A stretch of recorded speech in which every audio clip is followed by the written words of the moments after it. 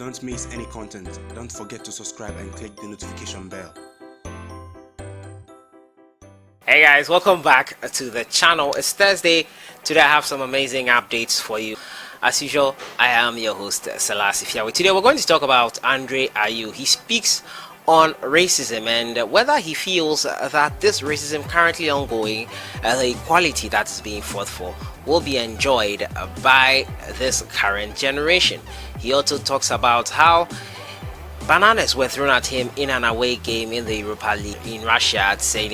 Petersburg, and a whole lot of things he talks about in this interview here with Sky Sports ahead of the season, which is currently about to begin.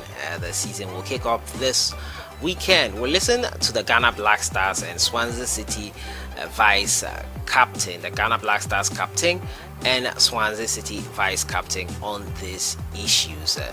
Also, we're going to talk about Kwadwo Asamoah, the Ghanaian, and has been a person of transfer speculation because of recent talks about him leaving his club side Inter Milan. He hasn't been getting enough playing time. The season is about to start. La Liga will kick off on Friday, Premier League will kick off on Saturday, and the Italian Serie A will also follow suit pretty soon after those ones kick off. And the Ghanaian has not been getting enough playing time. According to reports, Galatasararay, which has given the green light for them to pursue him and sign him. As usual, if you're new, subscribe to the channel and click on the notification bell to get more updates. So I'll just jump right into it, and I'll start off from the camp of a Ghanaian player, Ayew, captain of the Ghana Black Stars. He was talking to Sky Sports yesterday on the effect of racism in football, whether he has gone through it and whether he feels that racism can completely be eradicated, whether he feels this generation will enjoy equality as they are all fighting for right now. It's been quite a tough journey so far, fighting for racism and equality across the world. We all know what happened in the United States, protest, Black Lives Matter movement and all that, but the problem still seems to be persistent and still seems to linger, and the inequality issues are still being discussed. We'll have a listen to that, what Ayew had to say in that interview, where he talked about racial discrimination and how he feels it can be tackled, and whether truly he feels that this current generation can enjoy the benefits of the equality that they are fighting for. We all want, equality, that's all. We've been through this so long that we just feel like enough is enough, and let everything be okay for everyone. Before we can even ask for anything, let's just let it be equal for everyone. And it's going to be hard, but if we all keep believing and feeling like what we're doing is right and for the right cause, then I think that we'll make it. Everything goes with process, started with it, moving forward higher and higher, and I feel like people are understanding what we mean. And when I feel, let's say, not only Black people standing and talking about it, even white people, whoever, saying like, yeah, they have a point, yeah, we understand, yeah, then you know that you're starting to get somewhere. But it's not going to be done like this. It's going to be very hard, but we need to keep believing in what we're doing and get the equality that we want to get. That's the main thing. Keep going, keep all we Blacks believing in ourselves, and do what we need to do to stay safe, to always be good.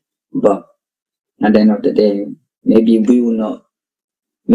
this generation will not enjoy that equality, but the next one's coming will get it if we keep. It's not the easiest when you're African coming to Europe. To be fair, if you look back the years before my dad's time, etc., it was even worse than now.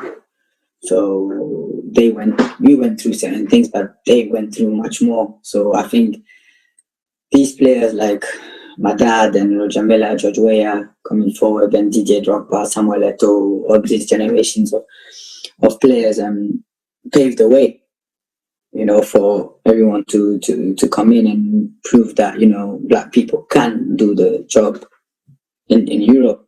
So the fact that that's was a big point, and we coming in younger ones, you don't understand, you don't believe, you like, nah, he didn't mean it like that, or that's not happening like that. No. So then you realize like it's very harder for the black one to make it, or harder for the black one to get what he wants. We've encountered a few things. I remember when we played in Russia, Europa League versus St. Petersburg, getting bananas flowing everywhere, blah blah blah.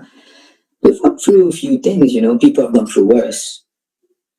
I'm talking about my personal experience. People have gone through worse, but I've seen friends, etc., going through things, and I just feel like that's not how it's gonna be. That's not how it should be, and no one else apart from ourselves can make it change. So we need to make sure that we stamp our foot on the floor and make sure that it changes. Nothing's easy, but we need to keep going and not give up in what we believe in. That's being equal, so everyone will have a fair life and fair living. That's all. So you heard the Ghana Black Stars captain there talking about what he has been through personally on a personal level. He talked about the time bananas were thrown at him in a game against St. Petersburg. He also feels that probably this generation might not enjoy the equality that we are fighting for.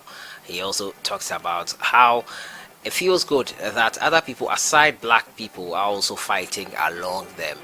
And really, racial inequality has been an issue of late in football, and it has been a bother, a real big bother for everyone involved in the beautiful game of football, where we all know that nothing has to do with King Kala.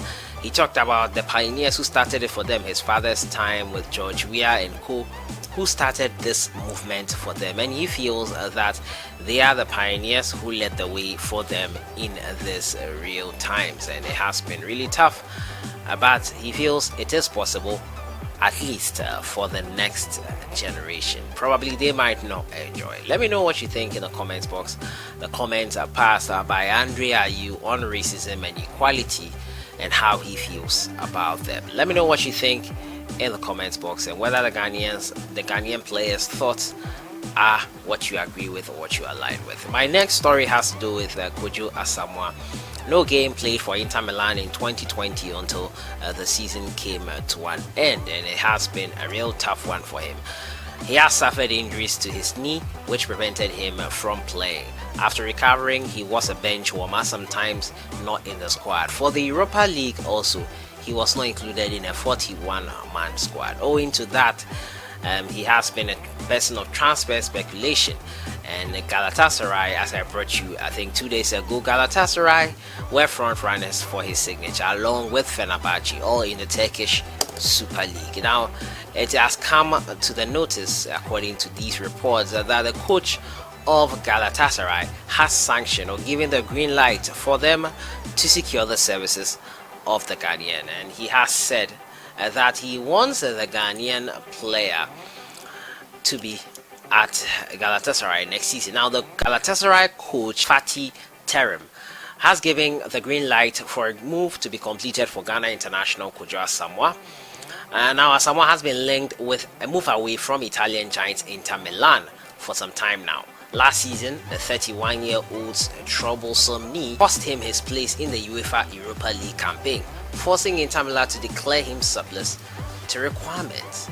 Reports gathered from Istanbul indicate that Galatasaray are now in pole position to snap up the versatile midfielder.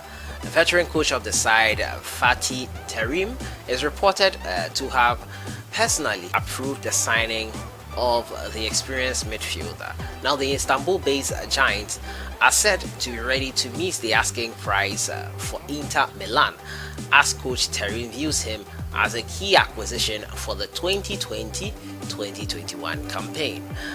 This is the second time the Blood and Gold outfit have shown interest in the midfielder. Galatasaray came close to wrapping the deal for him up after he left Juventus as a free agent 2 years ago. But despite reaching an agreement with the club during Igor Tudor's era, Asamoah instead opted for Inter Milan, where he's now struggling to get playing time. Now Galatasaray becomes the fourth club to make an offer for the player. following the likes of Olympique Marseille, Crotone, and Bienvenido Calcio. None of the aforementioned clubs were able to meet the Nerazzurri's €3 million transfer fee demand. Now, Asamoah, who has a year left on his contract at Inter Milan, has plundered 3 goals in 53 matches in 2 years. He joined them in 2018, and since then he has played just 53 matches for them. 100 plus games possibly, he has played 53, and I don't think in 2 years they have shown that they want him enough. I think this is the right move. Galatasaray coach has given the green light for them to sign Kwadwo Asamoah. I hope he gets more playing time with Galatasaray and revives his career at least. The Black Stars, for me, I think it's over for him. I don't see how he gets back into this Black Star squad, and for one, he hasn't been someone who has been so keen to join in the Black Stars, going on a hiatus from 2014 to 2018. 4 years absence. This isn't someone who would want to play for the Black Stars, and in my opinion, I don't know what you think. Let me know what you think in the comments box about this. Kwadwo Asamoah, the green light that Sanctions has been given by Galatasaray coach for them to snap him up.